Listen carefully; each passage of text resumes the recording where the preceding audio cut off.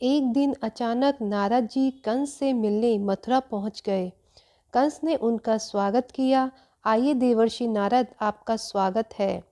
नारद जी ने आशीर्वाद दिया, आयुष्मान भव। कंस बोला, हमारे आहो भाग्य। कहिए भगवान, आज कैसे मथुरा आना हुआ?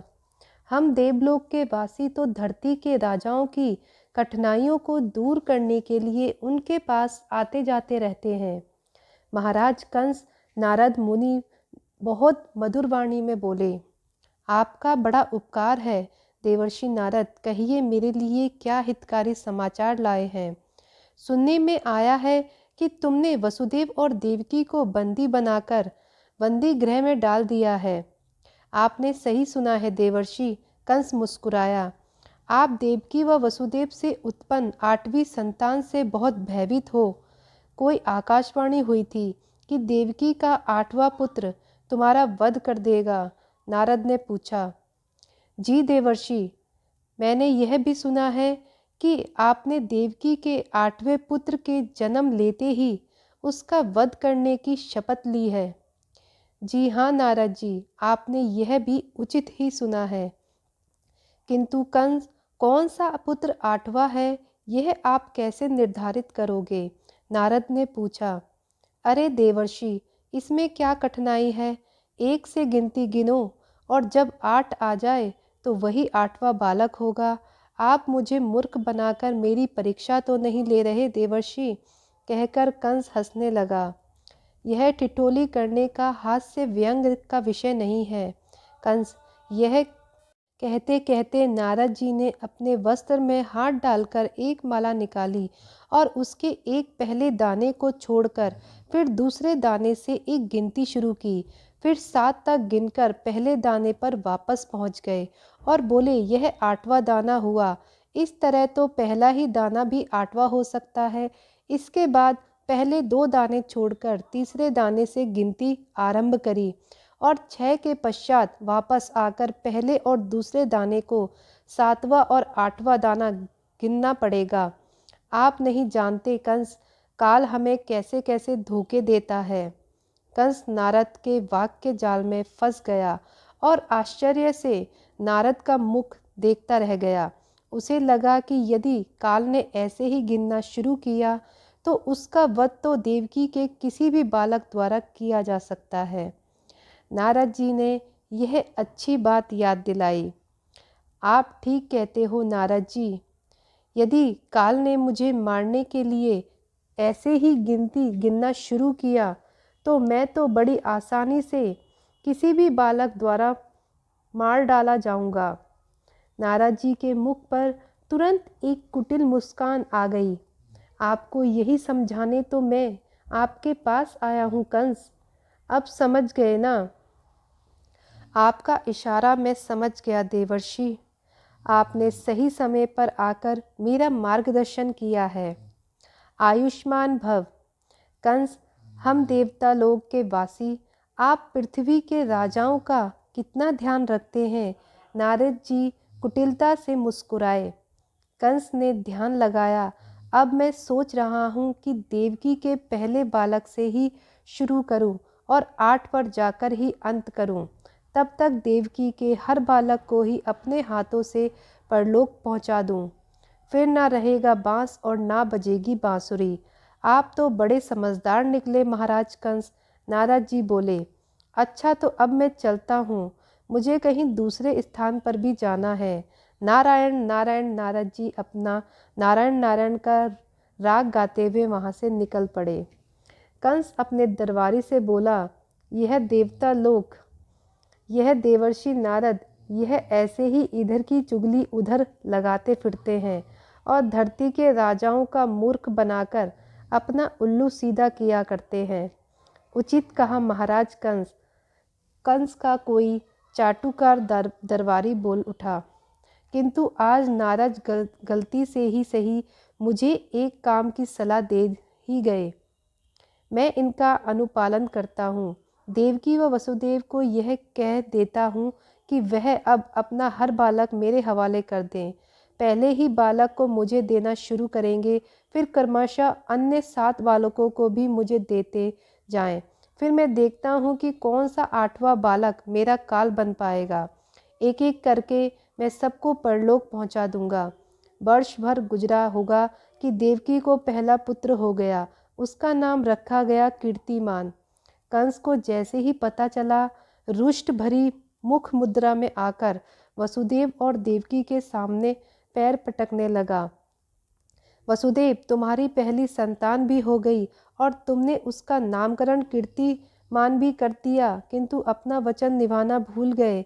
मैं भी एक शांत सप्ताह से यही प्रतीक्षा कर रहा था कि तुम कब मुझे सूचना देते हो। मुझे सूचना क्यों नहीं दी? कंस, पिछले कुछ महीनों पहले ही तो तुम्हारी और हमारी बात हुई थी, जब मैंने तुम्हें कहा था कि तुम हमारे 8वें बालक को ले लेना, जिससे तुम्हारे प्राण न जाएं। उस 8वें बालक के कारण तुम मेरे हर बालक को क्यों मार डालना चाहते हो? हमने कहा था, अवश्य कहा था, किंतु मैंने कब तुम्हें यह वचन दिया था कि मैं तुम्हारी यह वह बात मान ली है? तुम मन मन में कुछ भी सोच कर बैठे रहो तो मैं तो अपने शत्रु को कैसे छोड़ सकता हूँ। मैं नहीं जानता कि तुम्हारा पहला पुत्र मेरे लिए पहला है या वही मेरे प्राण लेने के लिए 8वां सिद्ध हो जाए। मैं ये जोखिम नहीं लूँगा। अब से मैंने प्रण ले लिया है कि मैं तुम्हारे हर पुत्र को परलोक भेज दूँगा। देवकी रोने लगी। इतने कठोर न बनो भैया। इस पहले बालक से तो तुम्हारे प्राणों को कोई खतरा नहीं है, फिर क्यों इसके प्राण लेना चाहते हो? इसे छोड़ दो। हमें इस बच्चे के होने की खुशी तो मना लेने दो। देवकी, कंस गरज कर बोला, इन आंसुओं से मुझे पिघलाने की चेष्टा ना करना। तुम मेरी बहन हो और तुम्हें अपने भाई के प्राणों की जरा भी चिंता नहीं। तुम्हें तो स्वयं मुझे बुलावा भेजना चाहिए था कि लो भैया, इस बालक को ले लो, किंतु तुम भी तो कठोर बन गई हो, इसलिए मैं भी कठोर बन जाऊं तो इसमें क्या बुरा है? लाओ, यह बालक अब मुझे दे दो। वसुदेव बोले, तुम उस आकाशवाणी को इतनी अधिक गंभीरता से ले रहे हो कि अपनी तार्किक बुद्धि के द्वार भी तुमने बंद कर लिए हैं। भला सोचो, हम दोनों इस बच्चे के माता पिता हैं। हम यदि इसे बचाने के लिए तुमको तर्क से समझाएं तो उसे तुम वचन भंग करना क्यों मान रहे हो? वचन भंग करना ना मानूं तो क्या मानूं वसुदेव? कंस गर्जा, तुम्हें अपने मित्र और महाराज दोनों में से किसी भी रिश्ते की चिंता नहीं और मेरे प्राणों से खेलने को तैयार बैठे हो। किंतु कंस, यह तुम्हारा भांजा है, ये भी तो सोचो। यदि तुम्हें हमारे 8वें बालक से ही प्राणों का खतरा है तो इस अबोध बालक की जान को तो छोड़ दो। इसने जन्म लिया है तो इसे भी जीने का उतना ही अधिकार है जितना तुम्हें और मुझे है। वसुदेव ने फिर एक तर्क दिया। देवकी बोली, सोचो भैया, जब यह बड़ा होकर तुम्हें अपनी सुलभ वाणी से मामा मामा कहेगा तो तुम्हें कितना आनंद मिलेगा। चल हट देवकी, सामने से यह मेरा काल ना बन जाए, इसलिए इसके जीवन का अंत तो मुझे करना ही होगा, अन्यथा यह मेरा जीवन का अंत कर डालेगा। तुम मुझे भावना में बहा ले जाना चाहती हो, मैं इस तरह मानने वाला नहीं हूँ देवकी।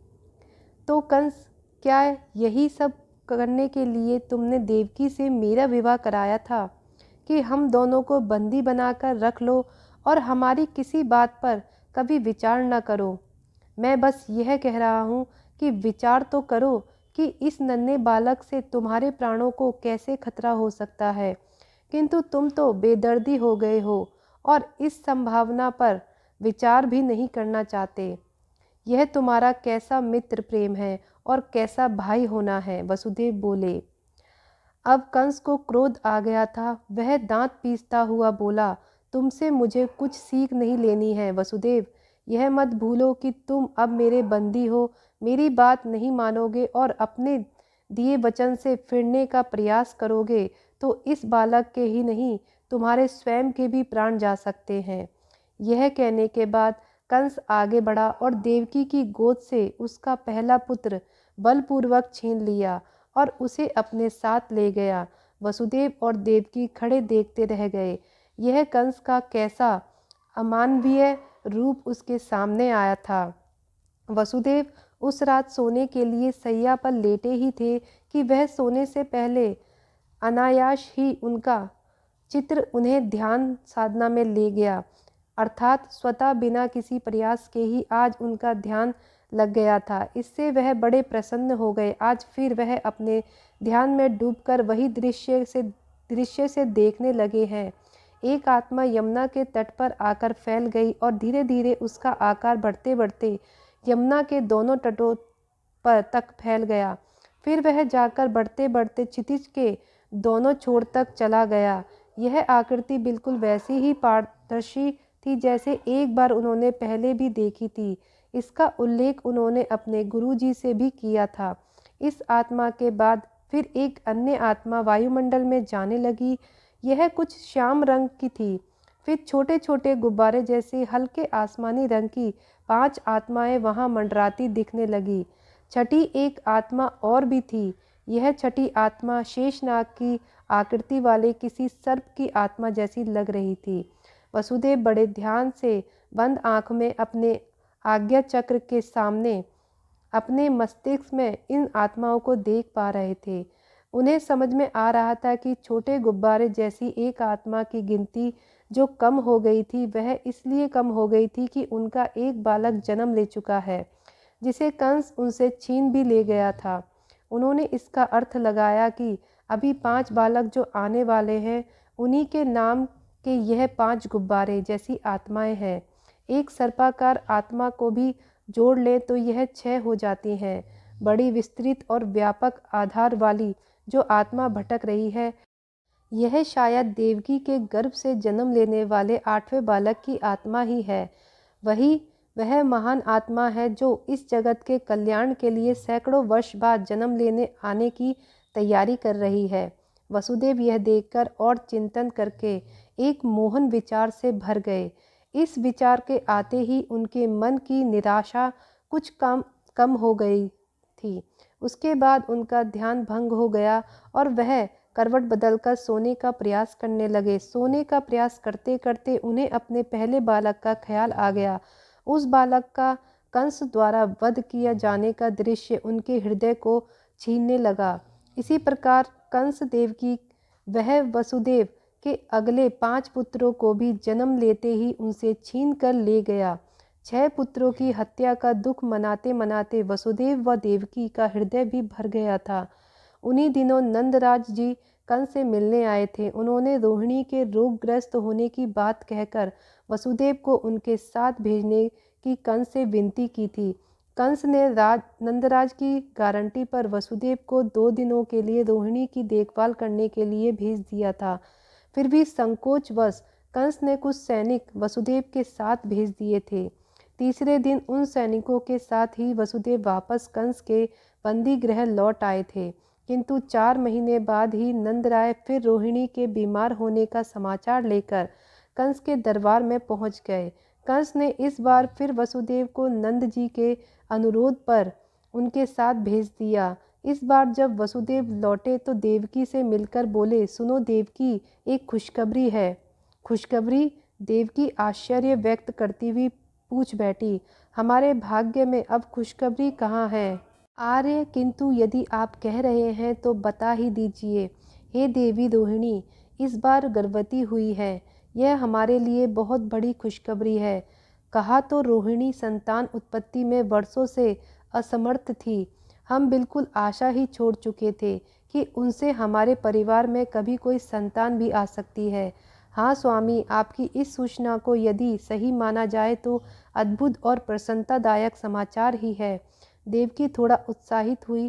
प्रसन्न होने की दूसरी वजह यह भी है कि जब इस कंस ने हमारे 6 बालकों की जान ले ली है तो रोहिणी से होने वाला यह बालक हमारे वंश परंपरा को आगे बढ़ाएगा, क्योंकि इस बालक को करने का तो कंस के पास कोई बहाना ही नहीं होगा।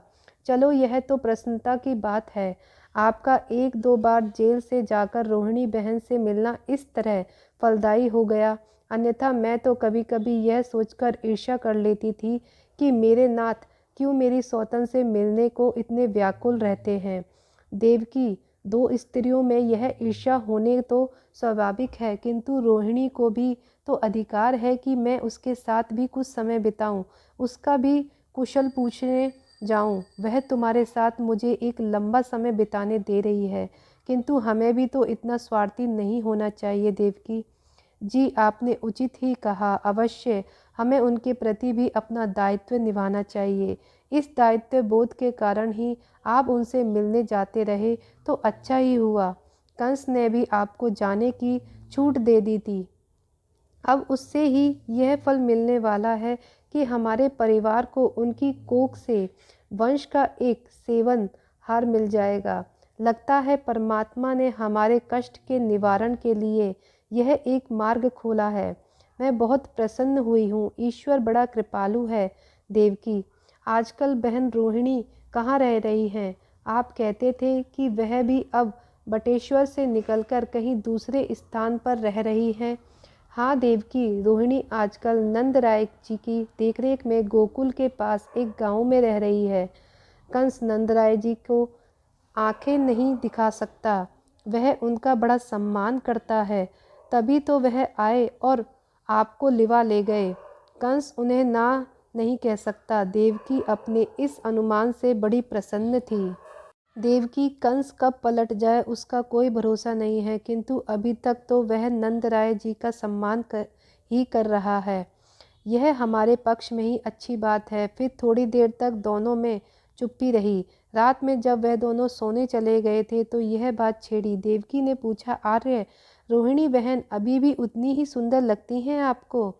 सुंदरता तो अपने देखने के ढंग पर निर्भर करती है, किंतु वह हृदय की बहुत अच्छी है।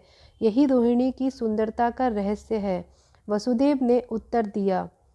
और मैं? देवकी ने वसुदेव को छेड़ते हुए अंधेरे में ही टोक दिया। तुम तो बहुत सुंदर हो देवकी। उस कठिन जीवन में भी वह पति पत्नी ऐसे ही कुछ सुख के क्षण ढूंढ लेते थे, प्रेम प्रणय कर लेते थे। ना करते तो बंदी गृह में ही 8 संतानें कैसे होती।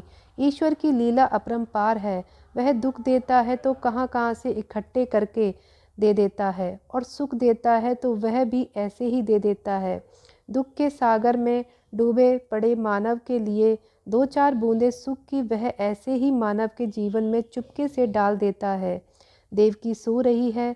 सो क्यों रही है? सोने का केवल प्रयास कर रही है। सोने के इस प्रयास में उसे कब हल्की सी झपकी आई और उस झपकी में कोई सपना आ गया है। देवकी के सपने में ऐसा कुछ दृश्य आ रहा है कि उसकी कोख में उसका आने वाला 7वां बालक पल रहा है।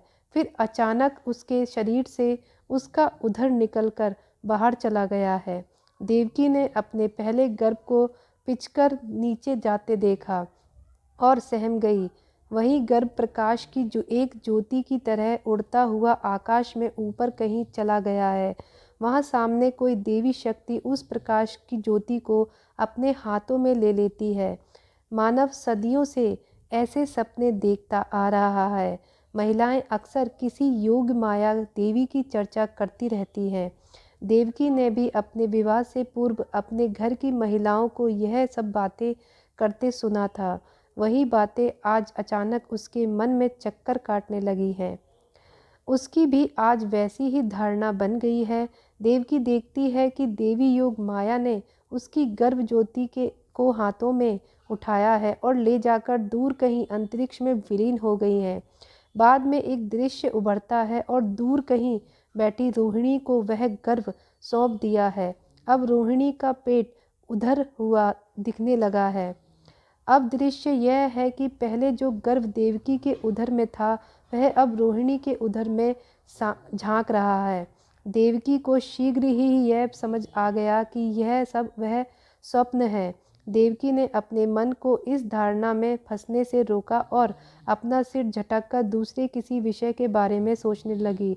जब बहुत देर तक देवकी को नींद न आई तो वह बंदी गृह की कठोर धरती पर विजय बिछावन पर लेटे ही लेटे दूसरी ओर करवट बदलकर लेट गई, किंतु नींद अब भी उसकी आंखों से कोसों दूर थी। दोस्तों, आगे की कृष्ण लीला सुनने और पढ़ने के लिए जुड़े रहिए हमारे साथ। हम मिलते हैं अगली वीडियो में। तब तक के लिए धन्यवाद। जय श्री कृष्णा।